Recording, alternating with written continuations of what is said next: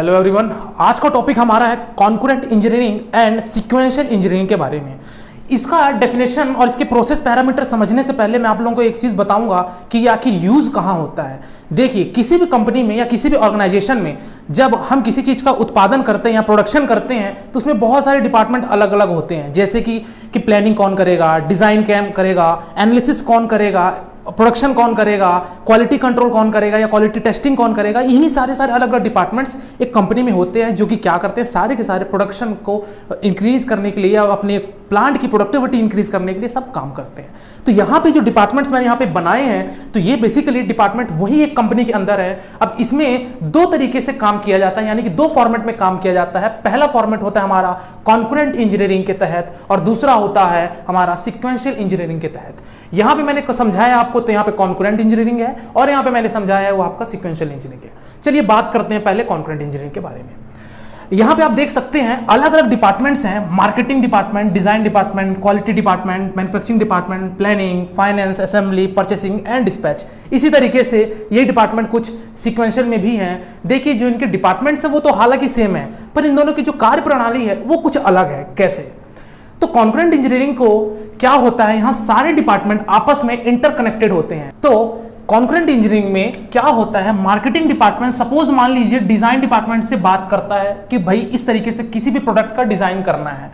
इसी तरीके से डिजाइन डिपार्टमेंट इनसे कंसल्ट करेगा, किससे? मार्केटिंग डिपार्टमेंट से।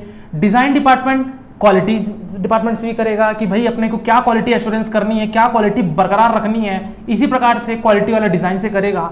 अब यहाँ पे सिंपल फंडे पे मैं बोलूँ तो यहाँ पे सारे डिपार्टमेंट आपस में इंटरकनेक्ट होते हैं, यानी कि मैन्युफैक्चरिंग क्वालिटी से करेगा, क्वालिटी मैन्युफैक्चरिंग से, क्वालिटी इससे, तो मार्केटिंग क्वालिटी से। इसी प्रकार से हर डिपार्टमेंट इंटरकनेक्ट होता है आपस में, और इन लोग कह सकते हैं कि आपस में सब के सब टीम वर्क करते हैं। और टीम वर्क करने का फायदा ये है कि यहाँ पे आप देख सकते हैं किसी भी प्रकार की जो प्रॉब्लम डिटेक्शन है वो बहुत आसान हो जाती है। सपोज एग्जांपल के साथ समझते हैं, कोई कंपनी चेयर बनाती है और वो चेयर बनाने के लिए क्या उसकी क्वालिटी रहनी चाहिए इस चेयर की, और कितने मात्रा में प्रोडक्शन करना है, क्या प्लानिंग अगर स्ट्रेटजी उनका सही रहा तो प्लानिंग स्ट्रेटजी सही रहा तो उसकी प्लानिंग क्या चल रही है, ये सारे डिपार्टमेंट वाले उसको बताएंगे कि हाँ भैया आपकी प्लानिंग प्रॉपर वे पे चल रही है या नहीं चल रही है। तो ये बेनिफिट्स हुआ। इसी प्रकार से अगर मान लीजिए कोई डिजाइन करना है, अब कुर्सी की बहुत सारी डिजाइन होती है, तो चेयर में कैसा डिजाइन रखना है, मार्केटिंग वाला सुझाव देगा कि भाई अभी मार्केट में इस तरीके की कुर्सी बहुत ट्रेंड पे चल रही है तो आप ऐसा डिजाइन करेंगे तो ये तरीके से बेनिफिट्स होंगे। तो अल्टीमेटली उसका प्रोडक्शन बढ़ेगा, यानी कि अल्टीमेटली उसकी सेल्स बढ़ेगी, और सेल्स बढ़ेगी तो अल्टीमेटली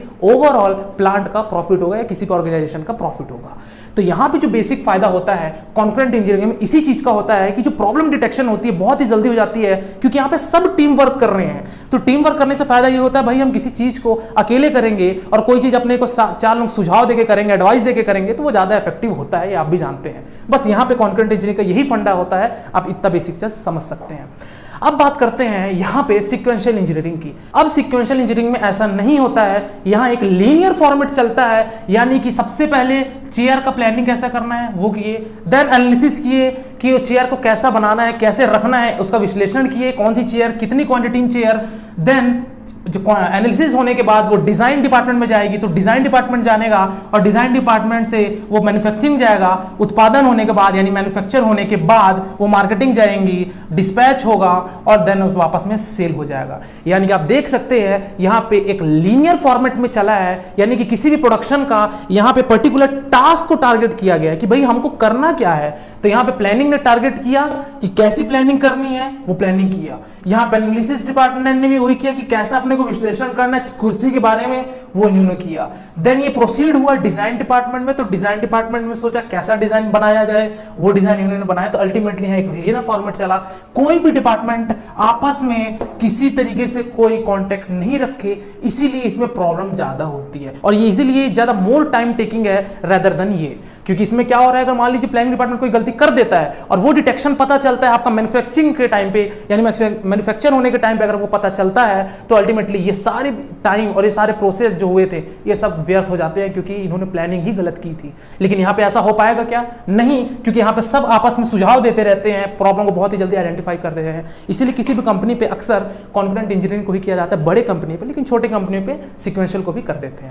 तो दोस्तों आज की वीडियो में फिलहाल इतना ही। मिलते हैं फिर एक नए वीडियो में एक नए टॉपिक के साथ। कमेंट सेक्शन में जरूर बताइएगा कि और कौन से टॉपिक पर आप वीडियो चाहते हैं या कोई क्वेरी सुझाव है, तब तक बताइए। तब तक के लिए शुक्रिया।